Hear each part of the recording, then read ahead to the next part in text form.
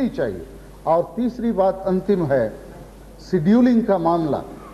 आसाम की चाय बागान में 200 साल पहले से झारखंड के संतान मुंडा हो उरांव वहां ले जाए गए अंग्रेजों के द्वारा। चूंकि ये लोग झारखंड क्षेत्र में अंग्रेजों के साथ लड़ते रहे, तो अंग्रेजों ने सोचा स्ट्रैटेजिक प्लान के तहत कि इनको आसाम में चलो, चाय की खेती कराएंगे, कुछ खाना खिलाएंगे और इस प्रकार से यहाँ उनकी लड़ने की क्षमता को घटाया जाए। यही था उनका मकसद।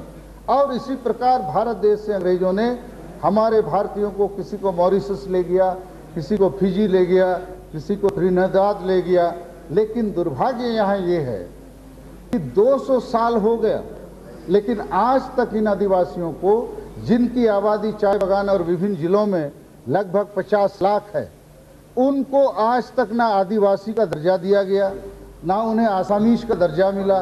वो बेचारे अब Mr. Murmu, I have to now put a full stop now. No. There is you are taking undue advantage of my liberty. Ethnic violence में अभी लाखों लोग रिलीफ कैंप में, जबकि ऐसे ही लोग 1 minute. Sir I am concluding sir. Yes, conclude then.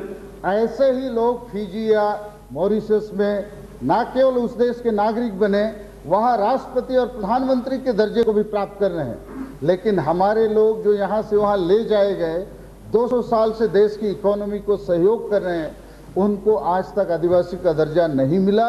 बेचारे बड़ी कठिन परिस्थितियों में है। केंद्र सरकार से और इस पार्लियामेंट से मेरा आग्रह है कि उनको अविलंब आदिवासी सूची में शामिल किया जाए। धन्यवाद। Now, Shri Prakash Ambedkar. Mr. I.D. Swami.